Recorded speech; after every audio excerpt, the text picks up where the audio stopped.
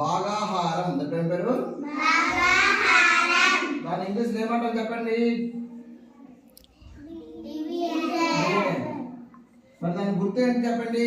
Divided by. దాన్ని ఇంకోటి అంటాము మరలా మరలా తీసివేయడం.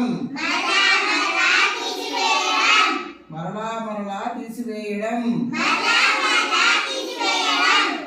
దాన్ని ఇంగ్లీష్ లో రిపీటెడ్ సబ్ట్రాక్షన్.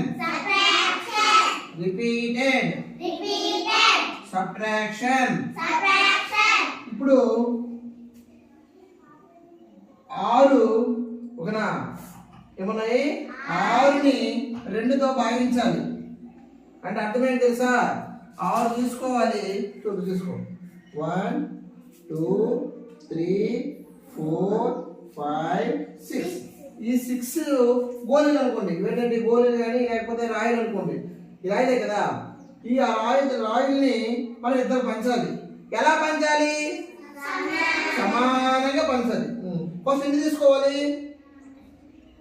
2 తీసుకో పంచు. ఇచ్చా ఒక్కొక్కటి. ఓకే, ఇప్పుడు 6లో 2 తీసేసాం అంతే కదా. ఎన్ని తీసావు? 2 మైనస్ 6లో 1 2 3 4 5 6. 6లో ఎన్ని కూడా వేయాలి? 2 తీసేయాలి. కూడా ఎన్ని మిగిలిందండి?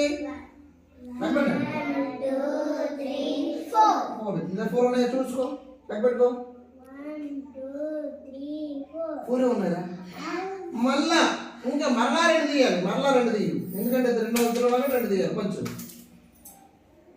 2 1 చూసుకో. లేదా ఇప్పుడు చూడు మళ్ళా 2 తీసాము. చూడండి 2 తీయండి. 1 2 3 4 4 గీతలు గీసాము. అందులో ఎన్ని కూడా వేయాలి? 2 కొట్టేసాను. ఇంకెన్ని మిగిలాయి? 2 ఉంటాయి చూడు. ఎంతనా? మళ్ళీ 2 తీయాలి. మళ్ళీ 2 తీసి ఇచ్చే. కాబట్టి చూడండి 2 ఉన్నాయి. ఎన్ని కూడా వేయాలి? కొట్టేయండి. ఎన్ని మిగిలాయి? ఇదిగో ఏమైనా 0. ఎన్నిసార్లు ఇచ్చింది చూడండి? ఒకటోసారి, రెండోసారి, మూడోసారి. ఎన్నిసార్లు ఇచ్చింది? 2 3 సార్లు. చూడండి మీ దగ్గర ఉన్నాయి. మీ దగ్గర ఉన్నాయి. మీ దగ్గర 3 నీ దగ్గర 3. కాబట్టి 3 సార్లు 2 వచ్చింది. దాన్నే డివిజన్. మరలా మరలా తీసివేయడం.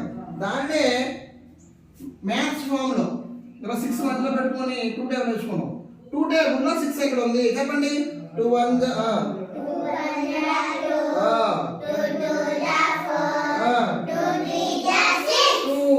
3 ఎంత వచ్చింది? 6లో 6 పోతే ఎంత వస్తుంది? 0. అంటే ఇద్దరు కదా 1 2. చూడండి ఇద్దరు ఉన్నారు. మొత్తం ఎన్ని ఇచ్చింది? నేను పిక్కలు రాయలు 6. ఎంతమంది పంచాలి? ఒక్కొక్కరికి ఎన్ని వచ్చాయి? 3. నీకు 3 నీకు ఒక్కొక్కరు 3. అది ఎన్ని 3లు? 1 3 2 3లు 6. 6లో 6 పోతుంది కదా. 2 మిగిలాయి లాస్ట్కి. ఇది ఇదే 2 మిగిలింది. మీకు ఎంత దగ్గర ఉంది? ఇది మీకు ఎంతమంది? దీన్నే ఏమంటాము? భాగాహారం. Repeated subtraction. ఇంకోసారి తీసాం లాస్ట్ 0 వచ్చింది. ఇది రిపీటెడ్ సబ్ట్రాక్షన్, ఇది డివిజన్ ఫార్మ్స్. ఈ రెండు కూడా భాగాహారం ఇలాగే చేయాలి. పద్ధతులు ఉంటాయి. కూర్చోండి. సిద్ధం. Very good.